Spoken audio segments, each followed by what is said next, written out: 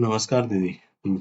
हम अपने वादे के अनुसार से ये वीडियो नंबर 3 लेकर आए हैं, जो आपको बताएगा लेजर बुक क्या है तथा लेजर बुक का एंट्री या रिकॉर्ड कैसे किया जाता है। लेजर बुक माना जाता है यह अकाउंटिंग का, जो आप अकाउंटिंग कर रहे हैं उसका बैकबोन अर्थात रीढ़ की हड्डी है। हर ट्रांजेक्शन का सही रिकॉर्ड होना अनिवार्य माना जाता है। अगर कुछ हो जाता है तो यह गलती होगा और उस गलती का समाधान भी आप करके ही लेजर बुक में एंट्री करें। चलिए, लेजर बुक क्या है? लेजर बुक मैंने आपको पहले ही बताया, रीढ़ की हड्डी है।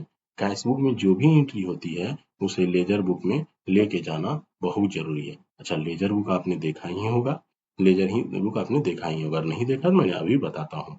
फिर भी ये देख लीजिए, आपको पहले ही बता दिया, कैश बुक की सारी एंट्री लेजर बुक में जाएगी, चाहे जिस भी प्रकार का एंट्री होगा। चलिए, कैश बुक से लेजर तक का प्रोसेस, जैसे आपने कोई एंट्री लेन देन किया तो उसे कैश बुक में एंट्री किया, फिर उसे लेजर में आप पोस्ट कर दीजिए। चलिए, मैं ये दिखा रहा हूँ लेजर बुक। ये है लेजर बुक, देख लीजिए ध्यान से।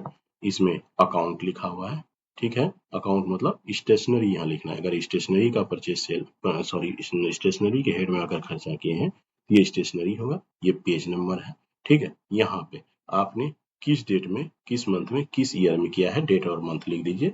आपने ये मैंने खरीदा है, यहाँ पे लिखेंगे परचेज, ठीक है। ये फॉलियो नंबर का मतलब हुआ कि आप जो कैश बुक एंट्री किए होंगे, कैश बुक में किसी एक डेट में आपने किसी को पेमेंट किया होगा, तो वो फॉलियो नंबर यहाँ पे आएगा, ठीक है। ये फॉलियो नंबर यहाँ पे आप डाल देंगे।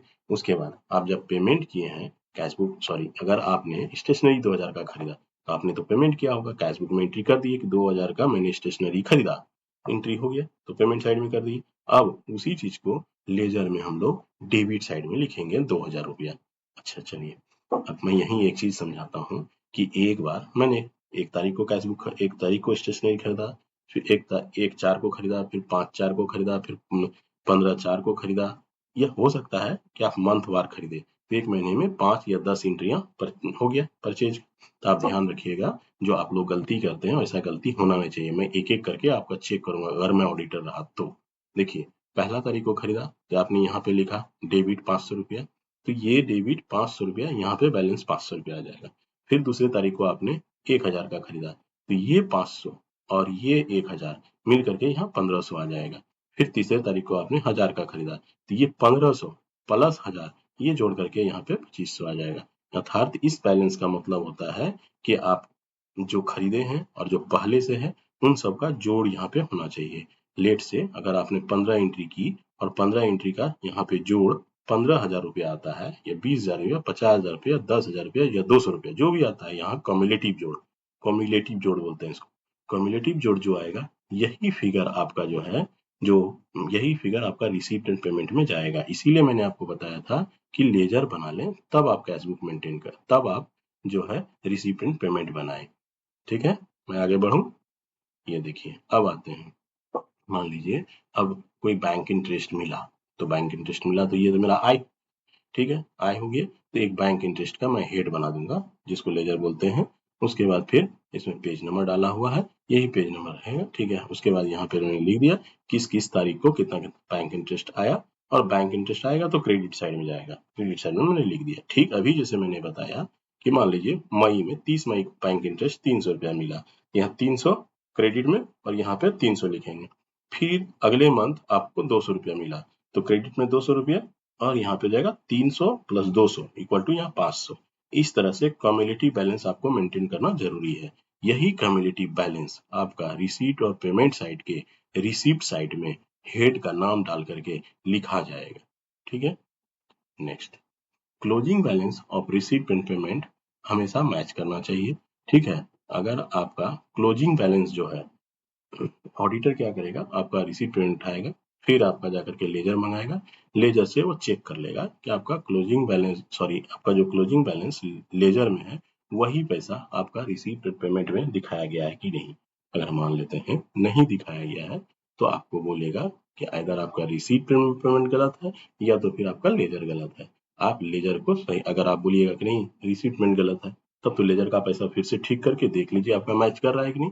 अगर मान लेते हैं कि लेजर का ठीक करके डाल भी दिए उसमें, रिसीप्ट में मैच नहीं कर रहा है, इसका मतलब लेजर भी गलत है आपका कैशबुक से प्रॉपर एंट्री लेजर में नहीं गया है, जिसकी वजह से आपका रिसीप्टमेंट मैच नहीं कर रहा है। अतः आपसे निवेदन है कि आप कैशबुक के बाद लेजर बुक लिखें और लेजर बुक में काट कूट पेंसिल से लिखा हुआ नहीं होना चाहिए। और हाँ, कॉम्युलेटिव बैलेंस 210% होना ही चाहिए। अगर नहीं हो रहा है तो आप गलत कर रहे हैं और ये गलत असहनीय है, होना ही नहीं चाहिए। चलिए बहुत बड़ी बात क्या है कि कुछ सीएलएफ का लास्ट में पिछले 5 साल से ऑडिट कर रहा हूँ, मैं देख रहा हूँ कि बहुत सारा सीएलएफ कैशबुक मेंटेन करता है लेकिन लेजर को इग्नोर कर देता है। यह बहुत बड़ी गलती है। कैशबुक और लेजर दोनों मेंटेन करना है, यही एक कंप्लीट अकाउंटिंग का रूल है और आप तो कंप्लीट अकाउंटिंग करने में बहुत माहिर हैं। अतः आपसे हमें ये आशा है कि आप कैशबुक जरूर मेंटेन किए होंगे और उसके साथ साथ लेजर बुक तो 210% मेंटेन किए होंगे और साफ साफ मेंटेन किए होंगे। अगर नहीं किए हैं तो प्लीज प्लीज सुधार लीजिए, अभी भी आपके पास टाइम है। ठीक है, प्रॉपर लेजर मेंटेन करने से क्या होगा, अगर प्रॉपर आप लेजर मेंटेन करते हैं, ठीक है, तो उससे आपको ऑडिट में आसानी हो जाएगा। एरर बहुत जल्दी पकड़ा जाएगा, मतलब कोई गलतियां की तो फाइनेंशियल ट्रांसपेरेंसी बढ़ जाएगा, जिसके दीदी का विश्वास बुक कीपर के ऊपर बहुत ज्यादा बढ़ जाएगा। लेजर मेंटेनेंस करने का रूल है, मेंटेन करने का की रूल क्या है, कैशबुक में जो एंट्री आए उसे तुरंत आप लेजर में पोस्ट कर दीजिए, कोई डिले नहीं। ठीक है, डेबिट और क्रेडिट को सही से पहचानिए। डेबिट मतलब खर्चा और क्रेडिट मतलब आय। ठीक है, उसे और हाँ, पोस्टिंग करते समय प्रॉपर हेड में ही पोस्टिंग करें। ये नहीं कि आप स्टेशनरी का खरीदें और उसे लोन में जाके पोस्टिंग कर दें, ऐसा ना करें। 31 मार्च का क्लोजिंग बैलेंस सही से निकालें। ठीक है, हर अकाउंट का अलग अलग लेजर रखें। हर अकाउंट का मतलब हुआ खर्चे के मद का अलग अलग आप लेजर रखें। धन्यवाद, मिलते हैं अगले वीडियो में दीदी।